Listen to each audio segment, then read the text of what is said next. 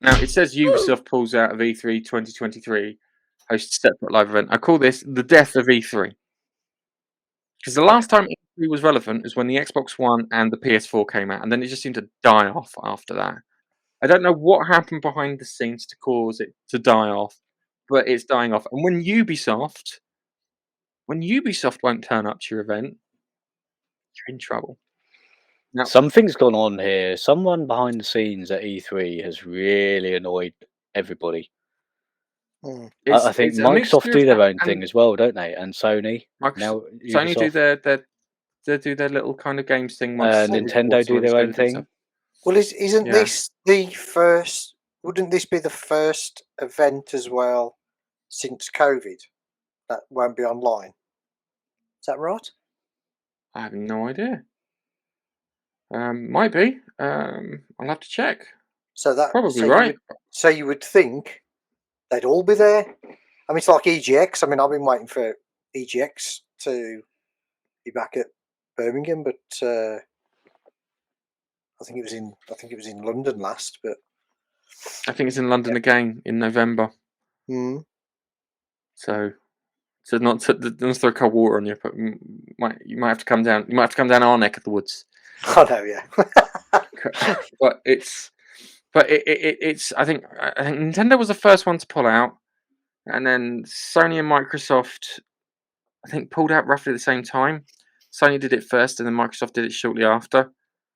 Because believe it or not, I do think they coordinate stuff together, even though they're rivals. There's certain things like the £70 price tag. It was like kind of, well, you go first with it, and we'll see how it goes. If it goes all right, then everything's £70 from this point onwards.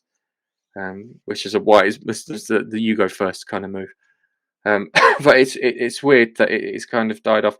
I know that they always talked about how expensive it was and this, that, and the other, and the other part of it too was the fact that if they're getting cock-ups live on stage, they were always great. Remember the Wii Music one, the Wii Music demonstration? Do you remember that, Nige? No, I don't. Oh, I'm sure I showed you the Wii Music. It's the horrible cringe. I'm gonna have to find you the Wii Music demo now. Because it was one of those ones where it's like they look so happy, but they look so demented. So I have just seen an article posted 2 hours ago. E3, which was due to be in Los Angeles this year, has been cancelled. Oh, it's now been cancelled. Oh, it's all been cancelled. I've just all the big boys have buggered off. Yeah. Essentially, it's struggled to remain relevant, and what there was. It says here Ubisoft became the latest publisher to pull out, while Nintendo, Microsoft, and Sony were reportedly set to miss it. And yeah, apparently they were informed by email. So ESA members were informed of the cancellation via email.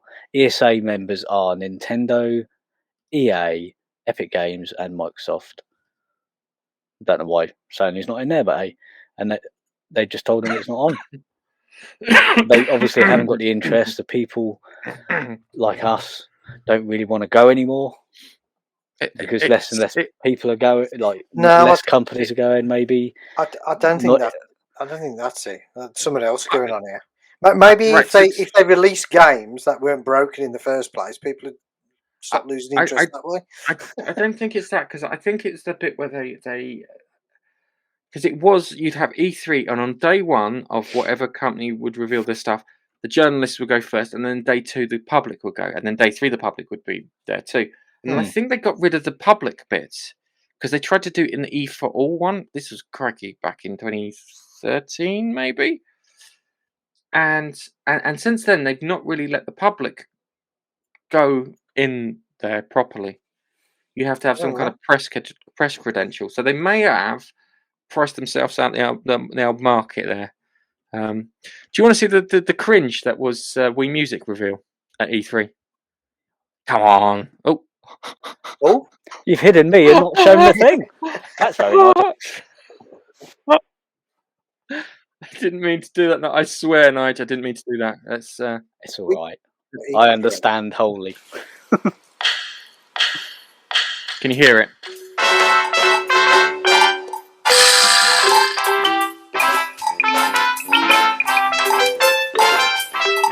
I don't know about you, but it's like a slideshow. It's not the best quality, I'm afraid.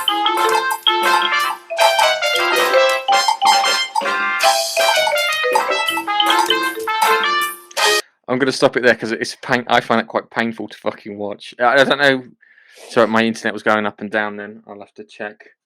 Someone's uploading something to YouTube on another computer. It is very likely he saw you go on your computer and he thought, now's the perfect time for me to upload on mine. No, he broke his keyboard, so he had to get the spare.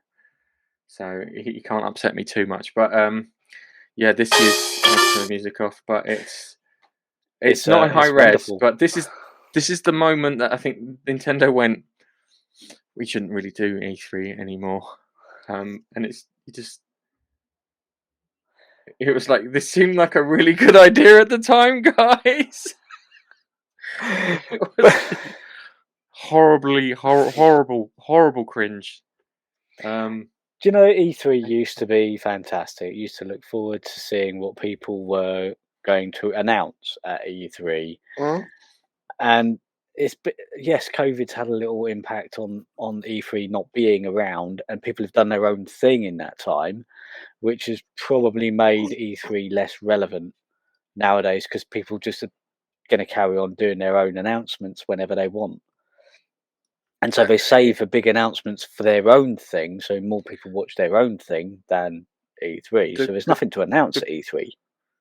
Closest you get to E3 is the Game Awards. Yeah. Where they have the trailers revealed. And to be honest with you, the only reason I pay attention to the Game Awards are for the trailers. Which isn't why you should be paying attention to a show. But they've kind of, how can I put it, they've netted those interesting trailers. But there's no like demos or walkthroughs. I remember when like just before Mass Effect 3 was coming out, they were showing giving you a walk through the level, and it's just, yeah, it's not the same. And chance for cock up. Sorry. The thing is, Nintendo do that Nintendo Direct, don't they? Where they just literally just show the gamers what they want. They show games one after the other. Yeah, I watched that. They don't want somebody on stage, prancing around for an hour, and then and here's some footage. Oh, there's 2 seconds of something. And then that's not normally gameplay anyway. Yeah, some people talking about the thing that they've made, and then 5 seconds of footage, and then back to the person talking. I do like the Nintendo approach. It's like game. Yeah. Here's some gameplay. I say Sony and Microsoft do the same now with their kind of reveals. But I like seeing the cringe compilations for fuck ups. That's the bit I like. I like seeing the car crash element of it.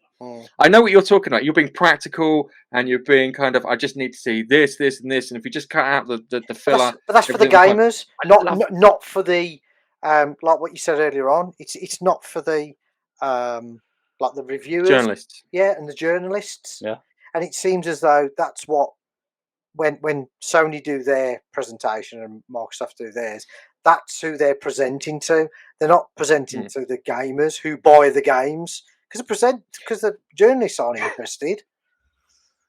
So yeah, because that's the other aspect of it, is that games journalism is not a thing anymore, really.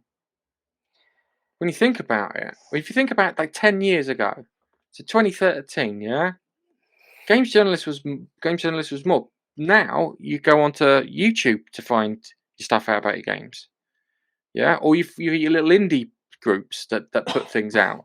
Much more relevant than you get from the games journalists. And I think that might be the fact that it may be that E3's died not because the companies just started pulling out, but there's no point selling your product to a games journalist when you should be selling it to your audience. So basically, does that make sense? Yeah. So basically, what you're saying is everybody out there, don't watch E3. Tune into Gaming Face Punch.